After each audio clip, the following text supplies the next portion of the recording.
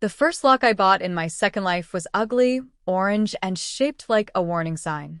I found it hanging from a dusty hook in the academy supply shop between cheap geometry sets and rain ponchos, with a school crest printed crooked on the chest.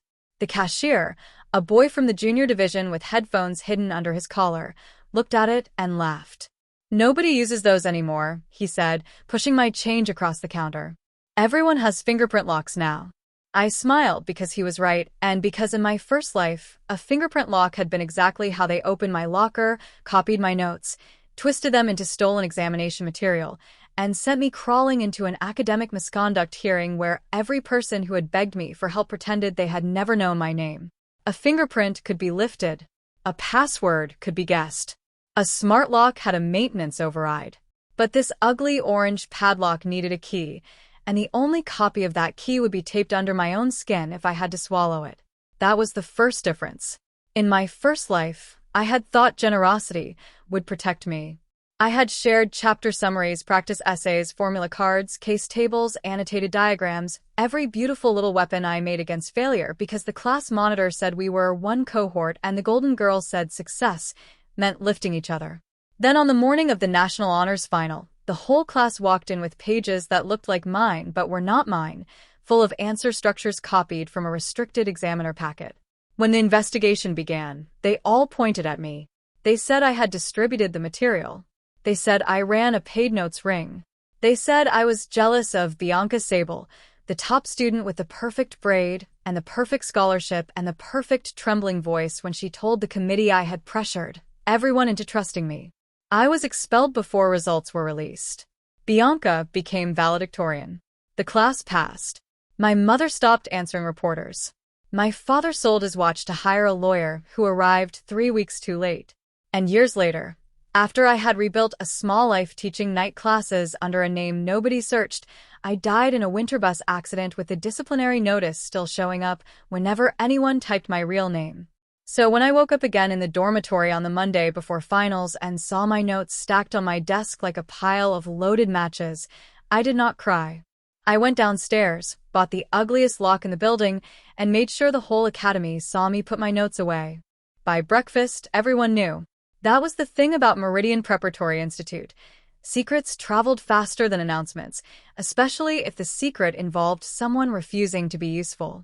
I stood in my locker in corridor, while the first bell rang, and slid my notebooks inside one by one.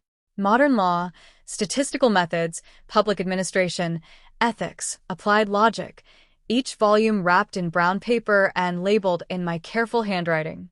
I felt eyes on my back before I heard whispers. Mira from my seminar group slowed near the drinking fountain. Tessa pretended to tie her shoe. 2 boys from the scholarship wing stopped under the notice board and watched me like I was dismantling a public bridge. Then Bianca Sable arrived, and the hallway changed shape around her. She had that effect on people.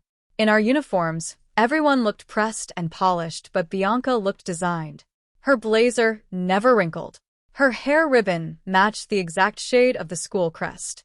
Even the teachers softened when she walked by, as if discipline itself wanted her approval. She paused 3 lockers away, her expression gentle enough to bruise. "Elodie," she said, and my old name sounded strange in her mouth after so many years of hearing it spit across committee tables. "Are you locking everything away?" I clicked the orange padlock shut and tugged once to test it. The sound echoed brighter than the bell. Yes. Around us, the corridor held its breath.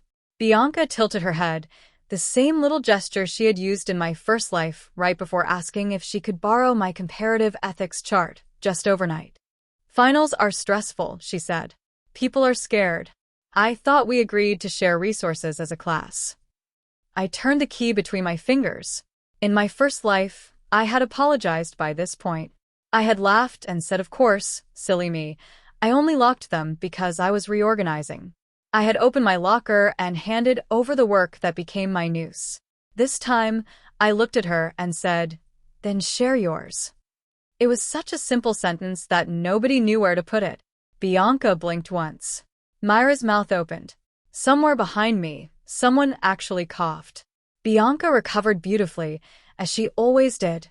placing one hand against her chest like I had offered her a compliment instead of a knife. "Of course," she said. "I always help when I can." And there it was, the first crack in the mask. Not visible to anyone else, perhaps, but I saw it in the shallow breath she took before smiling. Because Bianca's notes were not notes. They were bait. I knew that now. I had learned it 7 years too late, from an old retired invigilator who once drank too much at a legal aid fundraiser and told me Meridian had run a silent integrity audit that year after rumors of leaked examiner packs. They had seeded 3 fake sets of restricted notes through a faculty account and waited to see where they traveled. One set had ended up in Bianca's hands.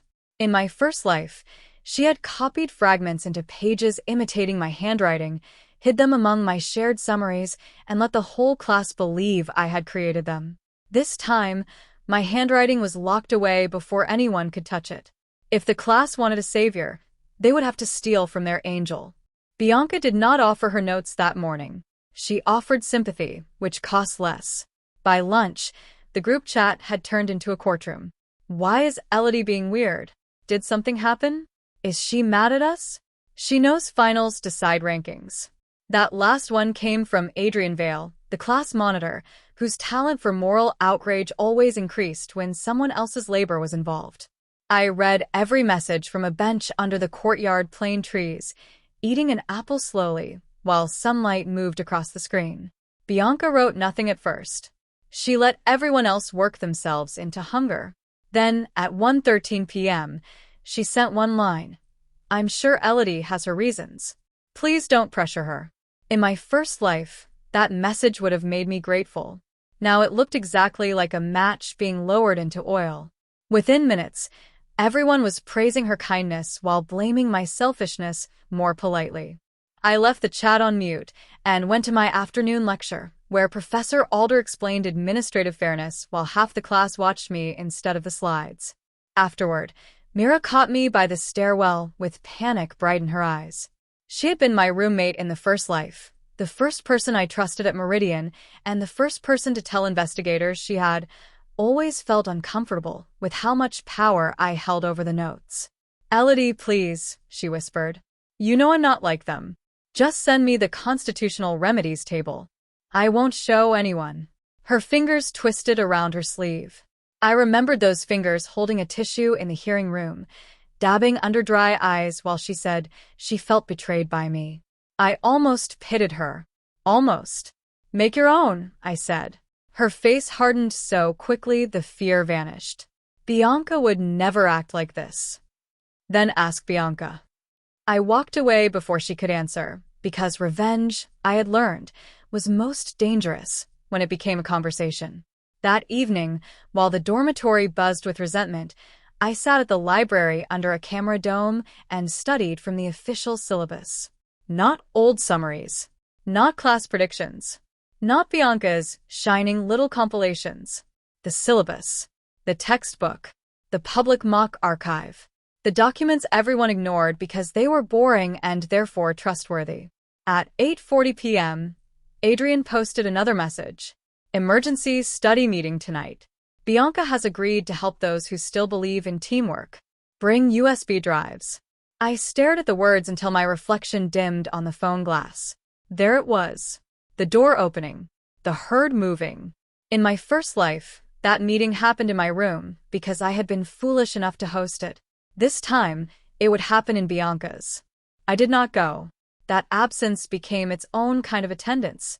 At 9:02 p.m., students began filing toward the East Common Room, whispering with the excitement of people who thought they were about to receive forbidden grace. I watched from the third-floor laundry window while their shadows moved across the courtyard tiles. Adrian with his laptop bag, Mira hugging a binder to her chest, Tessa carrying a box of cheap pastries as if fraud required snacks, even quiet Nolan from the back row, who had once asked me to explain logic proofs and then told the committee I charged him for answers. They entered the common room beneath a security camera with a cracked plastic cover. Bianca arrived last. That was deliberate. Saints must appear after the congregation has gathered. She wore a cream cardigan over her uniform and carried a silver tablet under one arm.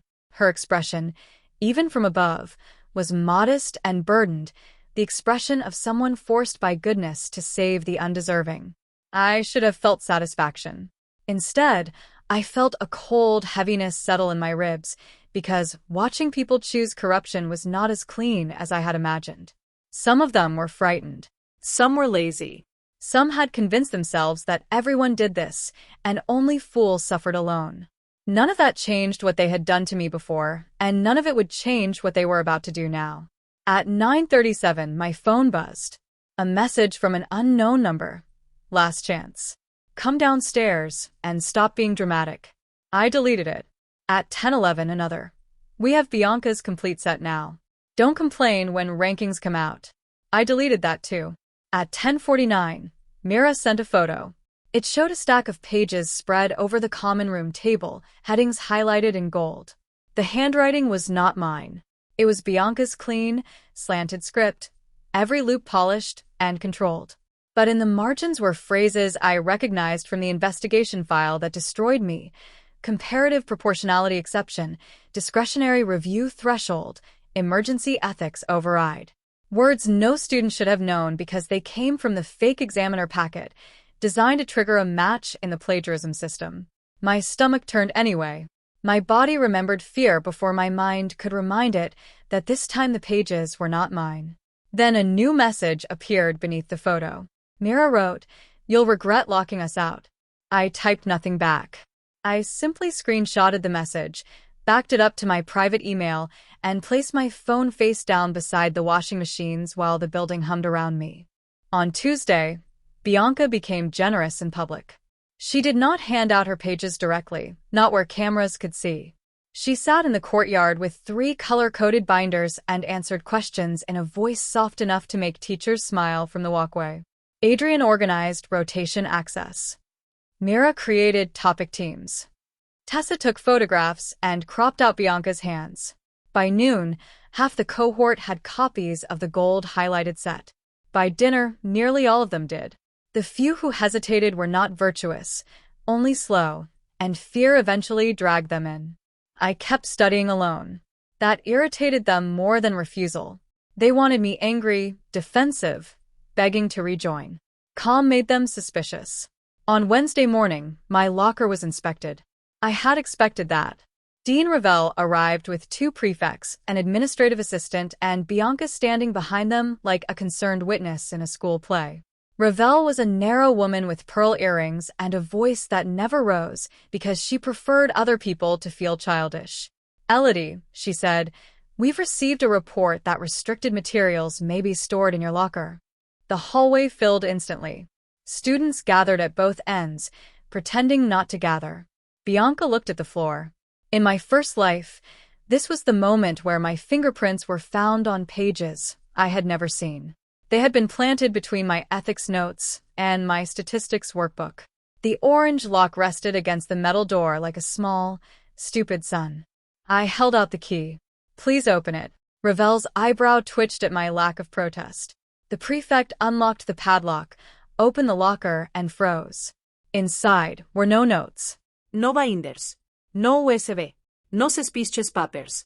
Just a pair of old running shoes, a folded umbrella, 1 sealed packet of seaweed crackers, and a large handwritten sign taped to the back panel that said, "All study notes removed. TO Library Archive Monday, 7:22 a.m. Receipt available upon request." Someone laughed before they could stop themselves. Bianca's head lifted. Ravel turned slowly toward me. "You archived your notes?" "Yes, Dean." I reached into my blazer pocket and produced the receipt. The library offers secure timestamp storage for personal academic materials. I thought it would prevent misunderstandings. The word misunderstandings landed in the hallway like a dropped glass. Ravel read the receipt. Her expression did not change, but her fingers tightened around the paper. It showed the time, the librarian's signature, the security barcode, and a camera reference number. My notes had not been in my locker since Monday morning. Anyone claiming otherwise had just stepped onto a bridge with no other side. Bianca's face remained pretty. Only the color around her mouth faded. Ravel handed back the receipt and said, "Very prudent." I looked past her to Bianca. "I thought so." The investigation should have ended there if the report had been honest. But reports at Meridian were rarely honest. They were instruments, and instruments could still cut the hand that played them. By Wednesday afternoon, a new rumor spread. I had moved the restricted material before inspection because someone warned me. That was Bianca's cleverness. When evidence failed, she turned innocence into proof of deeper guilt. Adrian posted a message in the cohort chat saying certain people were manipulating optics. Mira told anyone who listened that my calm felt rehearsed. I let them talk. The louder they became, the more completely they tied themselves to the stolen set. That evening, I visited the library archive and requested supervised access to my own notes. Mrs. Hovell, the head librarian, watched me from behind half-moon glasses as I signed the retrieval log. "You're the first student this year to use sealed storage," she said. "Most of you prefer convenience until something goes wrong."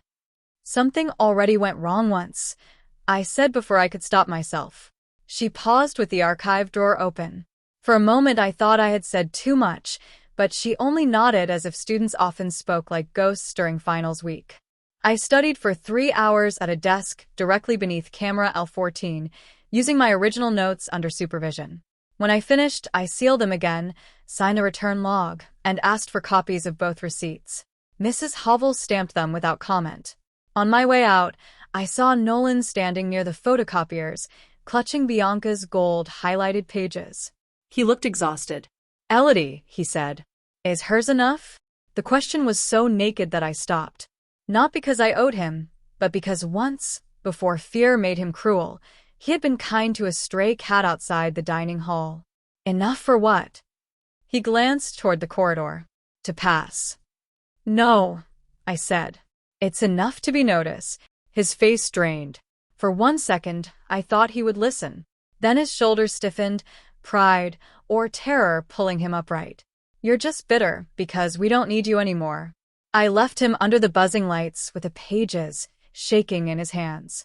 The final was scheduled for Friday, but the trap closed on Thursday night. Meridian called it a materials declaration, a harmless phrase printed on blue paper and slid under every dorm room door after dinner. All candidates were required to submit a list of study resources used in the 72 hours before the National Honors Final. Failure to disclose shared materials could result in score review.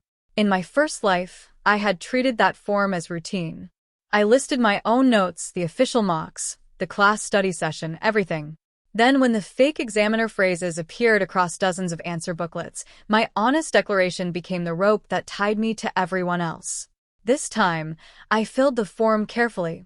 Official syllabus, textbook chapters, public mock archive, supervised personal notes held in library secure storage. No shared materials. No group sessions. No private feed. No Bianca Sable. I delivered it by hand to academic affairs and asked the assistant to stamp my copy. She looked annoyed until she saw the receipt packet clipped behind it. "You're thorough," she muttered. "I'm tired," I said. That was true in more ways than she knew. Across campus, the cohort panicked. The declaration form forced them to choose between lying and naming Bianca. Adrian told everyone to write peer discussion and general revision. Bianca posted a message telling them not to worry because the form was only used for statistical research. That was a lie. She knew it was a lie. In my first life, she had told us the same thing right before the audit. By midnight, students were editing each other's declarations in the lounge, making their wording match just enough to feel safe and not enough, they hoped, to look coordinated. I know because Tessa accidentally sent me a screenshot meant for Mira.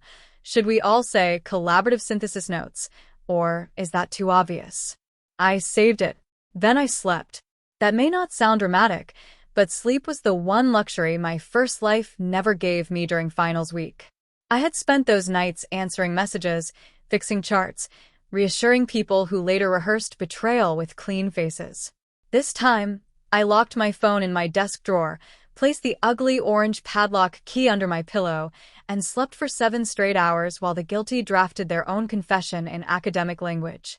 Friday morning arrived in rain.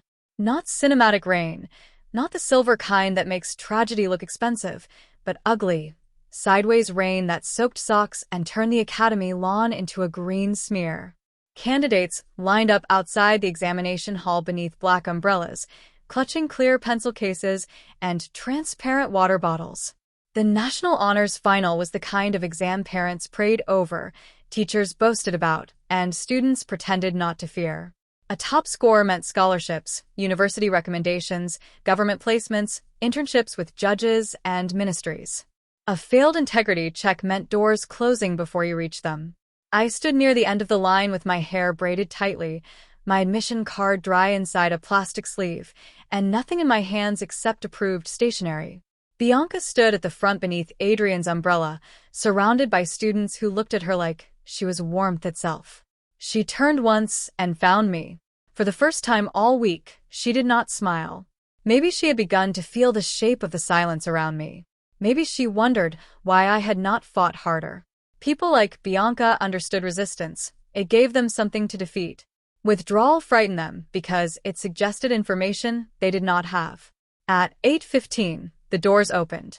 Invigilators checked pockets, sleeves, calculator models, water labels. Inside, the hall smelled of wet wool and polished floors. Rows of desks stretched beneath the high windows, each with a sealed paper packet and answer booklet. I sat in C22. Bianca sat in A04, visible from almost anywhere, exactly where she liked to be. The chief invigilator read the standard instructions. Do not open your paper. Write your candidate number. Report discrepancies. Then he added something I had never heard in my first life because back then I had been too terrified to notice the first crack in a room. Before commencement, candidates selected for random materials verification will remain seated after Section 1. A rustle passed through the hall. Bianca's pen stopped for half a second. Adrian glanced sideways. Mira swallowed. I lowered my eyes and wrote my candidate number slowly, each digit clean and steady. When the bell rang, everyone opened the paper. By question 3, I knew the audit set had worked. The exam was not asking the gold highlighted answers. It was circling them. It asked principles from the public syllabus, but framed them to catch anyone using the fake examiner phrases. A student who understood the material would answer normally. A student who had memorized Bianca's stolen notes would walk straight into the fire and call it a path. I answered from the syllabus. Around me, pens scratched. Pages turned. Somewhere in row B, someone breathed too fast. The first pattern disruption came 40 minutes in, when Mira raised her hand and asked for extra paper before anyone could reasonably need it. She always wrote too much when frightened. The second came at the 1-hour mark, when Adrian crossed out nearly half a page, so violently the sound carried. The third came when Bianca, perfect Bianca, asked to use the restroom. The chief invigilator checked the time and nodded to a female supervisor, who escorted her out. In my first life, Bianca had used that restroom break to send a message from a hidden phone, warning Adrian to destroy the pages in the common room. This time, the common room had already been cleaned by staff, and the pages had already traveled too far. She returned pale but composed. The bell for the end of Section 1 rang at 10 o'clock. Pens down, the chief invigilator said. A few students kept writing until supervisors hovered over them. Then he lifted a clipboard. The following candidates will remain seated for materials verification. Names began falling into the hall. Adrian Valley. Mira Chun. Tessa Moreland. Nolan Price. Bianca Sable. More names. 20, 30, 50. By the end, nearly the whole cohort was frozen at their desks. My name was not called. That absence struck harder than any accusation. Heads turned. Mira looked at me, with panic naked now. Adrian's face twisted like he wanted to object, but could not find the rule. Bianca sat very still, hands folded over her answer booklet.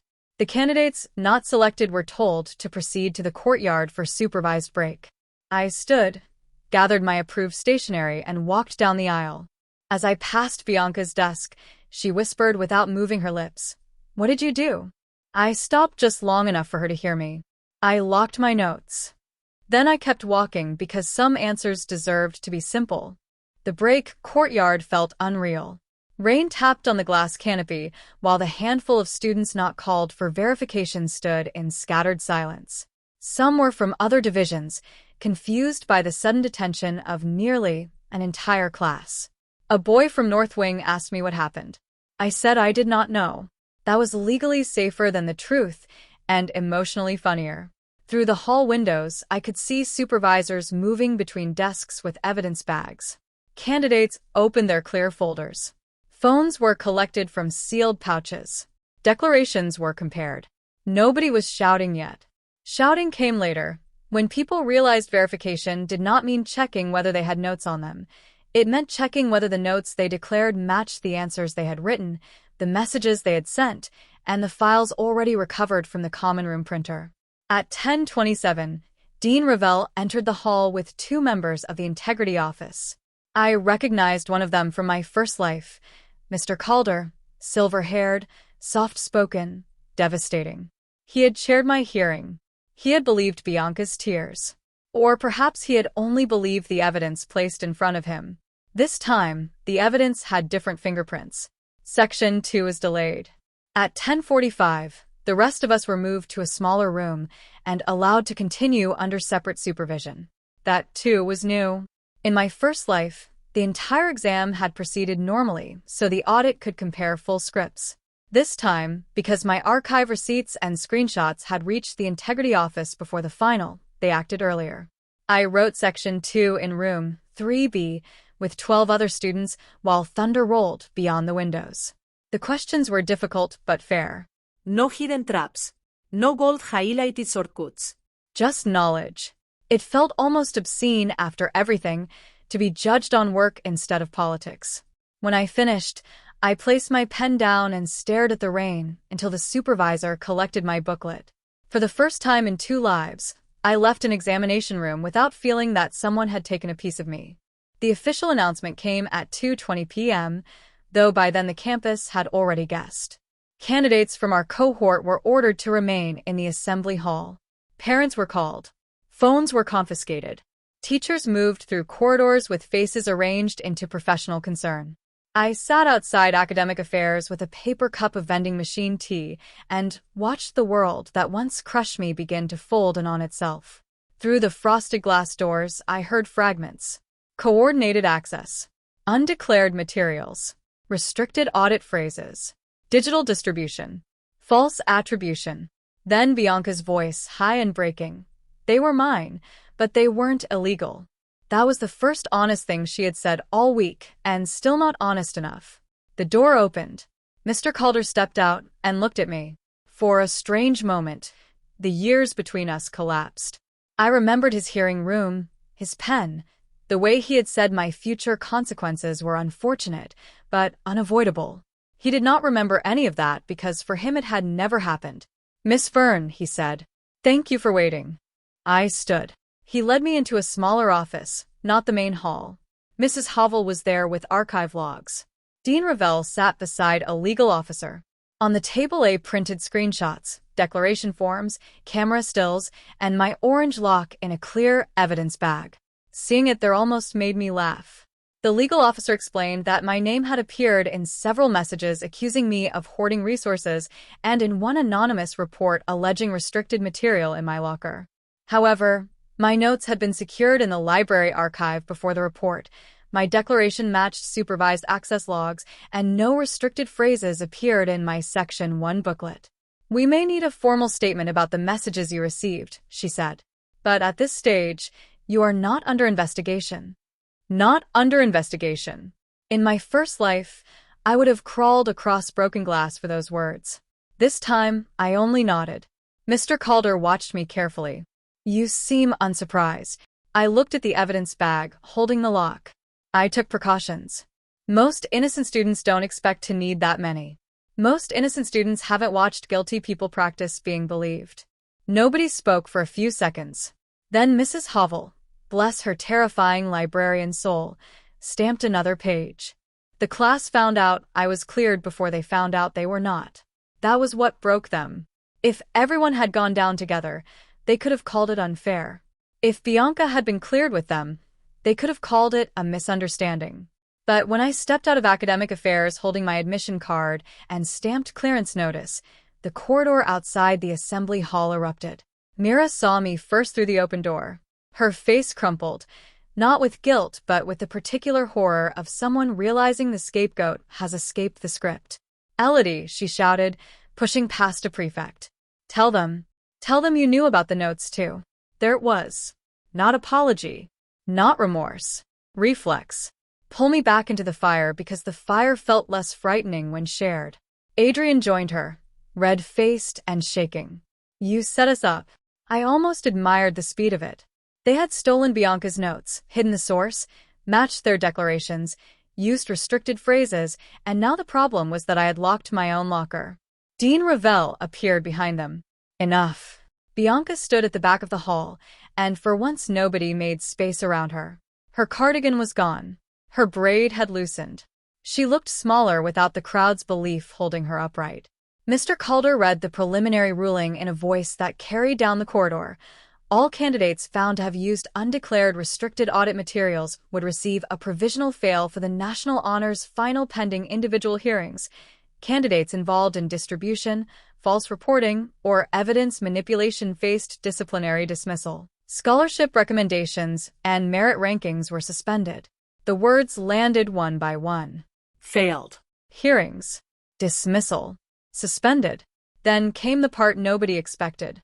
Bianca Sable, Mr. Calder said, is additionally suspended pending investigation into possession and distribution of restricted audit material, filing of a false misconduct report, and attempted attribution of said material to another candidate.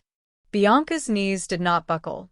People always expect villains to collapse neatly. She stayed standing, but her face emptied. Her eyes moved to me, and for the first time in either life, she looked less angry than confused, as if she truly could not understand how the world had failed to rearrange itself around her. "You were supposed to share," she said. It was barely audible. I answered just as quietly. No. "You were supposed to study." Hearings began the following week, but the story had already escaped Meridian's walls. Not as gossip this time, as an official integrity notice. The Academy did not name students publicly, but parents talked, tutors talked, and scholarship boards understood silence better than headlines. 37 candidates received confirmed fails for fraud. 12 were allowed to resit the following year after admitting unauthorized use. 8 were dismissed for distribution and false statements. Adrian lost his class monitor position before he lost his place. Myra's parents hired a lawyer who argued she had been pressured by academic culture, which was funny because in my first life her pressure had sounded a lot like testimony. Tessa cried in every meeting and still produced the cropped photos she had taken of Bianca's notes, not to confess, but to prove she had not created them. Nolan came to me once outside the library, eyes swollen, voice low. "You warned me," he said. I did not soften the truth. "Yes. Why didn't you warn everyone?" I looked through the glass at the archive desk where my sealed notes rested under camera light. I did. I locked my locker in front of them. He had no answer for that. Bianca's hearing lasted longest. She had always been too valuable to discard quickly. Teachers wrote character references. The debate coach said she had mentored juniors. The head of scholarships called her a once-in-a-generation student. Then the Integrity Office produced the access trail from the seeded audit file. A faculty portal opened with a stolen temporary password, a download to a silver tablet registered to Bianca's dorm network, edits made to mimic my organizational structure after my notes were archived, an anonymous locker report filed from a kiosk where Bianca's ID had been tapped 19 seconds before submission. Her defense changed 3 times. First, she had never seen the file. Then, she had received it anonymously. Then, she had believed it was a legitimate study aid. Mr. Calder let each version die in the air before placing the next evidence page beside it. In the final decision, Bianca was dismissed from Meridian, barred from National Honors recommendations for life, and reported to every scholarship body attached to the program. They did not use the word blacklisted. Institutions prefer cleaner language. Ineligible. Disqualified. Permanently excluded. Different doors, same lock. People expected me to celebrate. That was the strangest part. Students from other divisions congratulated me in whispers, as if surviving a planned ruin were a competition I had won. Mrs. Hovell gave me a rare smile and an extra archive receipt for your records. My father cried when I told him I was cleared, not loudly, not dramatically, just one broken sound over the phone that made me grip the receiver until my fingers hurt. My mother said she had known I would be okay, which was a lie from love, and I let her keep it. Results arrived 2 weeks later. I placed 7th nationally. In my first life, Bianca had placed first using a path paved partly with my work and partly with stolen bait. 7th should have felt smaller than justice, but it did not. It felt clean. Every mark was mine. Every comment belonged to my answers. Every door that opened after that opened because I walked toward it, not because someone else tripped. On the last day of term, I returned to Corridor E and removed the ugly orange lock from my locker. The metal door swung open with a tired squeal. Inside, the space was almost empty. Umbrella, running shoes, seaweed crackers long past their expiry date. I took the crackers out and laughed for the first time in what felt like 2 lives. Then I taped something new to the back panel, not for the school, not for Bianca, not for the class that had mistaken access for entitlement. A note for myself. It said, "Generosity without boundaries is just a door left open for thieves." I closed the locker gently. Down the hall, cleaners were peeling Bianca's campaign posters off the notice board. Her smiling face came away in strips, forehead first, then eyes, then mouth, until nothing remained but torn tape and pale rectangles where the wall had been protected from dust. I did not watch for long. Revenge was not a home. It was a bridge. You crossed it, felt the fire behind you, and kept walking. Years later, people would ask when my life changed. They would expect me to say the day of the final, or the day Bianca was dismissed, or the day my scholarship letter arrived with my name spelled correctly in dark blue ink. I never told them the truth. My life changed in the supply shop, when I bought an ugly orange lock everyone laughed at. It changed in the corridor when Bianca asked if I was locking everything away, and I said yes, without apologizing. It changed in the group chat, when I watched people confuse access with loyalty and silence with guilt. It changed in the library archive, where my notes sat sealed and useless to anyone who thought friendship meant ownership. The world did not reward me for being kind in my first life. It rewarded the people who knew how to perform injury while holding knives behind their backs. In my second life, I did not become cruel. I became locked. There is a difference. Cruelty hunts for victims. A lock simply refuses entry. And if thieves cut their own hands trying to force it open, that is not the lock's sin. Bianca once told me success meant lifting each other. Maybe she was right, but she had mistaken lifting for carrying, sharing for surrender, and brilliance for whatever she could steal before dawn. The class that stole her notes failed because they wanted a shortcut more than they wanted truth. Bianca fell because she built her throne out of borrowed pages and forgot paper burns. As for me, I passed, left Meridian, and kept the orange padlock on my desk for years. Not because I still feared them. Because sometimes the smallest object can remind you of the day you stopped begging people to respect a boundary and finally made one they could not cross.